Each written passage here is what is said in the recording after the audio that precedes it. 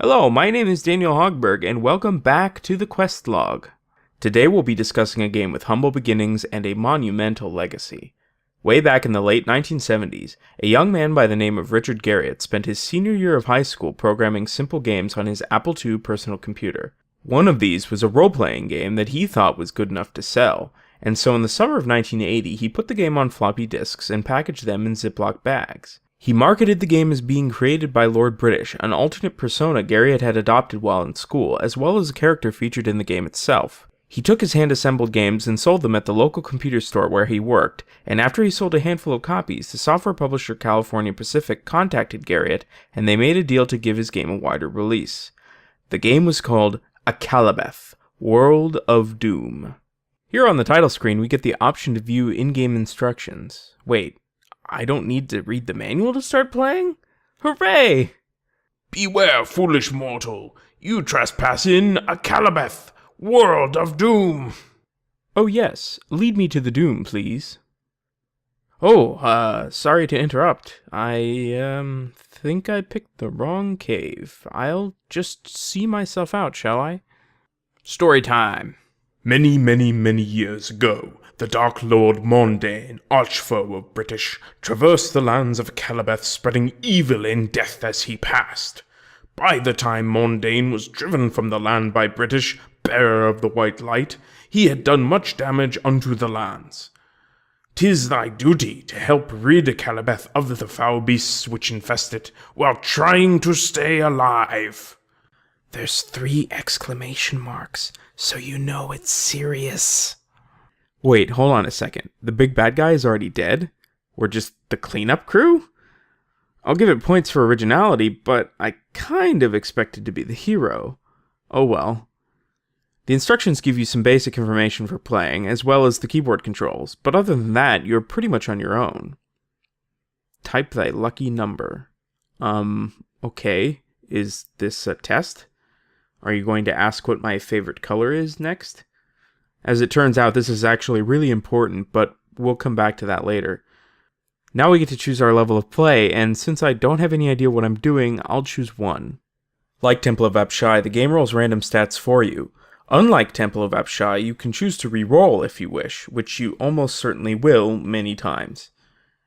Next, you choose your character class. There are 2 classes, the fighter and the mage. The fighter can use better weapons, but the mage has more control over the magic amulet, which, as we'll find out in a bit, is totally broken. So fighters are dumb and I never play them. Again, like Temple of Apshai, before we get to the actual game, we're put in a shop to buy equipment. The amount of money you have to begin with is decided randomly at the beginning, along with your other stats, and even if you max it out, you can't afford to buy much. Since the mage can't use the rapier, the first time I played, I bought an axe and a shield, and decided to save the rest of my gold for when I might need it later. And as soon as I stepped foot outside of the shop, I dropped dead. Apparently due to starvation. Okay, I guess you need to buy food. Alright, trying again, I spent most of my money on food, and now I'm ready to explore the world. I may have been lulled by the presence of in-game instructions. It's clear this is not going to be a forgiving experience. This is the Overworld. It's a beautiful and majestic landscape with mountains, towns, which consist of exactly 1 shop and nothing else, and trees. Yes, I looked it up. These are trees. Very boxy trees. The X's are dungeons, but I'm not sure if I'm ready for those yet, so I'll keep looking around. Moving around is a bit strange. The original Apple II and Apple II Plus models didn't have up and down arrow keys, only left and right, so return is used for up and slash is used for down. This made sense on the original Apple II, but my later Apple IIe does have up and down arrow keys, so it's a little more awkward than I would like, but considering the Apple IIe came out after this game, I can hardly blame it. Of course, each time I move, I lose a food, which means I starve to death again after just a short while. Okay, this time I'm not buying any weapons. I'll fight with my bare hands if I need to. I spent all of my money on food and started wandering again. Even so, I still started to run low on food eventually, so I had to venture into a dungeon to see if I could find some gold to buy more. Once in the dungeon, we switch to a first-person perspective, which is pretty cool. Oh, a chest! Yay, gold! Now I won't starve, maybe! Compared to Temple of Apshai on the TRS-80, Akalabeth on the Apple II is a veritable rainbow of colors. There's white, and green, and magenta, and I think I saw some blue once? The Apple II has 2 display modes by default. The low-res mode supports 16 colors. Well, only 15 actually, since most models had 2 identical shades of gray. But it only gives you 40 pixels wide worth of space, which means you aren't going to get much better than blocky nonsense. The high-res mode is much better in that regard, since it supports a resolution of 280 by 192. But the way it handles color is really weird. It's really a black and white picture, which means if you have a monochrome monitor, like this, it looks fine.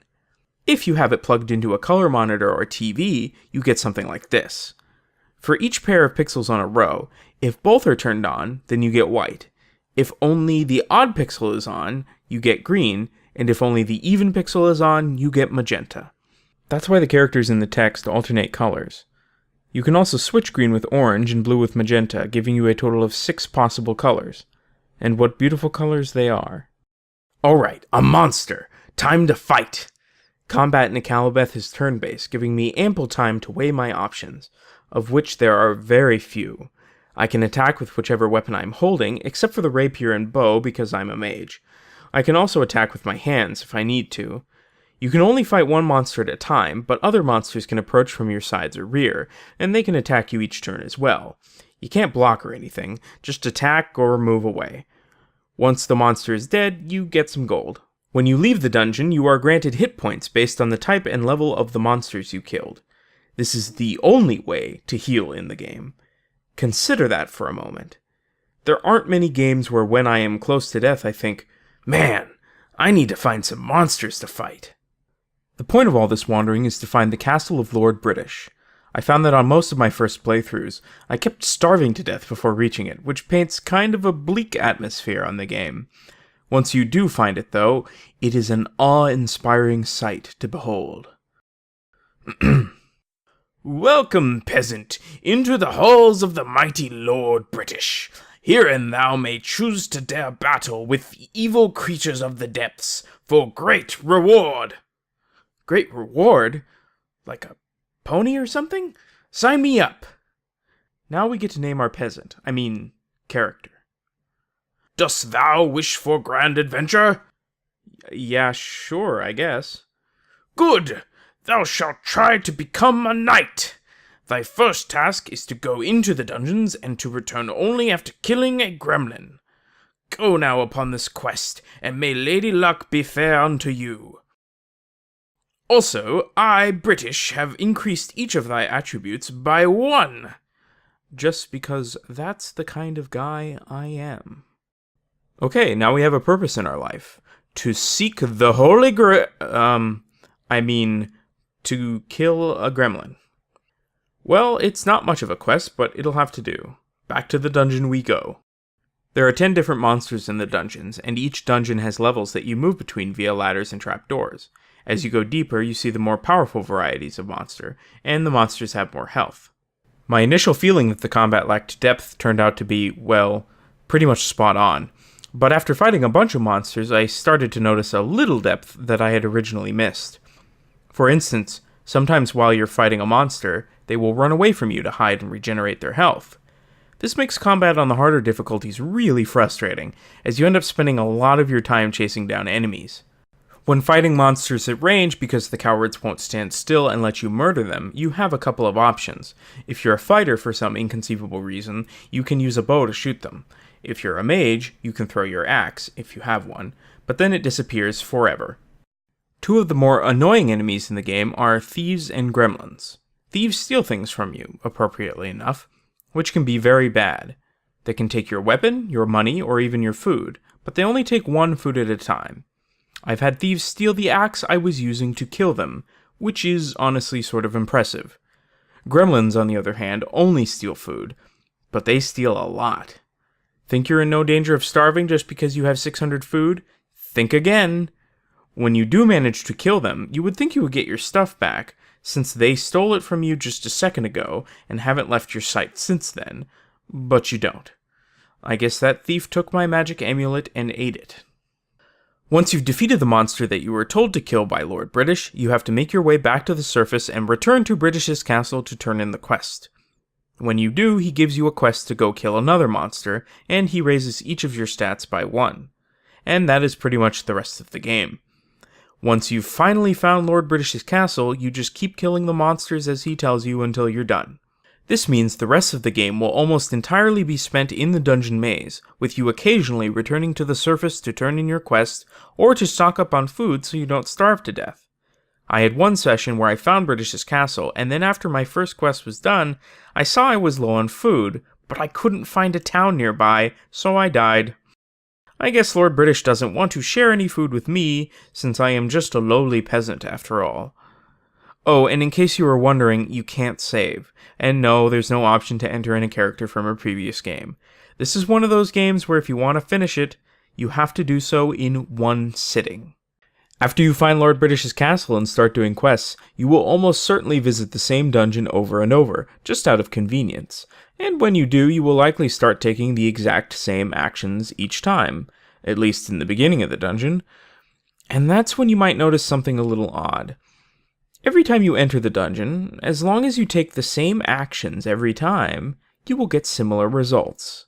Wait, let me clarify. You will get exactly the same results. You come to the same chest, and it has the same gold piece and axe as last time. You round the same corner, and the same rat attacks you, and you kill it in the same number of hits. The reason for this was way back in the beginning, when the game asked you your lucky number. You see, computers can't actually be truly random. The best they can do is use a mathematical formula to generate a number that seems random, which is usually good enough to fool our silly ape brains.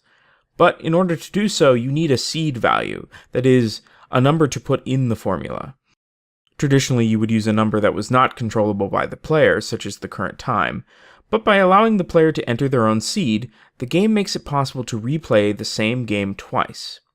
So if I enter the same lucky number in the beginning, I get the same overworld, with the same layout of towns, dungeons, and Lord British's castle, and each of the dungeons are the same as well. But, more importantly, each time you enter a dungeon, the random number generator gets reseeded, which means in each dungeon excursion, as long as you take the same actions, you get the same results. Now, this would be exploitable enough, but there's an item in Akalabeth that completely breaks the game balance: the magic amulet. The magic amulet has 4 different functions which you can choose from when you use it as a mage. It can be used as a weapon with the kill command, it can create ladders up or down, which makes traversing the dungeons much easier. And the last command is simply labeled bad? The bad spell usually does something bad, as you might expect. It might backfire, taking away a bunch of health. It might turn you into a toad, which severely decreases your stats. Or, if you're lucky, it will turn you into a lizard man. What does that mean? Well, nothing, except all of your stats are raised to 250% their current value. And the best part? You can do it multiple times, and each buff stacks. I guess you become even more lizard man-y each time you use it? Of course, theoretically, since you only get turned into a lizard man 1 in 10 times, using the bad spell more than once is incredibly risky. If only there were a way to predict the outcome. Oh wait, there totally is. Just enter a dungeon and through trial and error find a sequence of actions that result in becoming a lizard man. Then leave and re-enter the dungeon and do it again. Repeat until your stats are as high as you want. It only takes a few times to get them into the thousands. And at that point, you can kill anything in one hit, and nothing can hit you at all.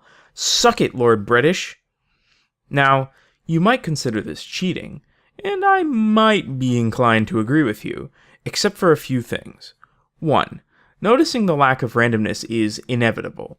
It's so obvious, and since the player is prompted for the seed at the beginning, it seems like it was this way by design. 2. The game is extremely unforgiving, and using the bad spell is so detrimental most of the time that it doesn't really make sense to use unless you're exploiting. And 3. The game is way too hard, so I just don't care, so leave me alone. Until I figured this out, almost all of my games ended with me dying before I found Lord British's castle. Even when I did find it, I usually died before completing my first quest. I kept trying different lucky numbers, hoping for the one that would make it easy. And then I found it. 2. Glorious, wonderful, lucky number 2. It started me right next to Lord British's castle, and to make it even better, there's a dungeon right next to the castle as well. My luck was so good, I thought, let's see how far it goes. And so, as soon as I entered the dungeon, I used the bad spell. And wouldn't you know it, it turned me into a lizard man. So I left, and came back in, and tried again. Sure enough, it worked again. Just remember, kids, don't get greedy and lizard man yourself too many times, or you might crash the game. As an aside, the DOS remake, which came out in 1998, behaves slightly differently.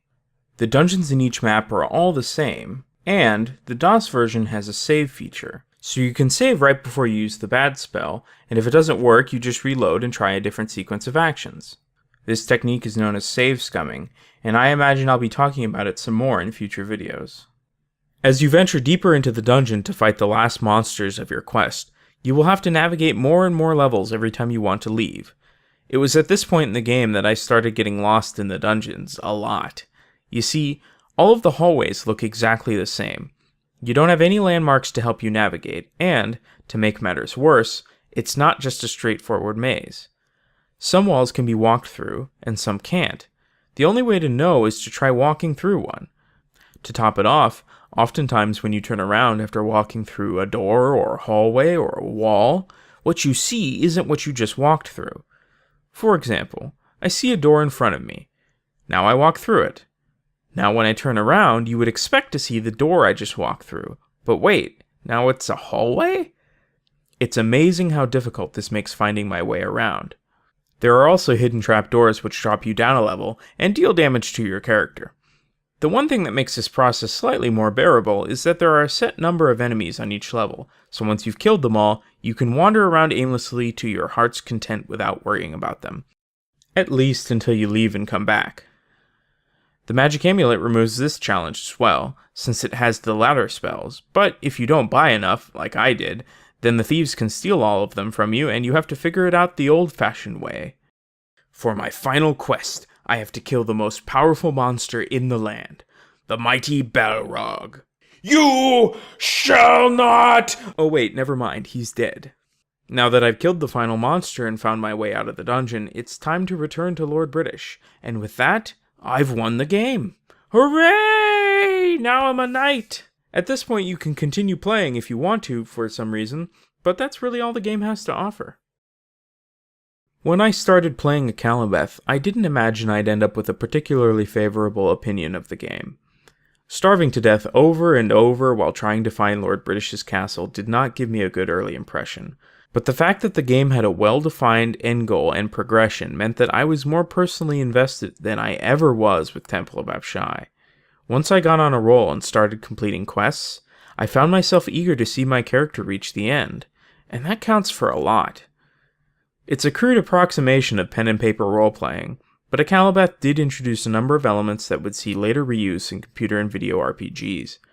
The separation of the top-down overworld and the first-person perspective dungeons is particularly notable, though since you have little reason to explore after you find Lord British's castle, it's clear that the overworld concept was not yet fully fleshed out. Likewise, the ability to choose your character class, the presence of quest-giving NPCs, and the procedurally generated worlds are all features that would see later refinement in other role-playing games. I can't imagine most modern gamers enjoying Akalabeth. It's difficult, unbalanced, and frankly, there just isn't that much to do. Much like Temple of Apshai, it's interesting from a historical perspective, and though I do think it is more playable than Apshai, it's still not something I see myself sinking countless hours into. If you are interested in trying it, it's easier than ever, since a collection of both the DOS remake and a port of the original was released for free on GOG.com. Akalabeth might not seem like much to a modern gamer, but it would have a massive impact on the RPG genre. For Richard Garriott's next game, he would refine his earlier work and it would be the beginning of one of the most influential series in early role-playing games. That game was Ultima, and I hope you'll join me as I play it next time on The Quest Log. Hey, thanks for watching. I hope you enjoyed it. This video took me a bit longer than I would have liked, but it did take less time than the first one, so at least I'm improving. If you'd like to know when the next one comes out, you could click that subscribe button. Thanks again, and I'll see you next time.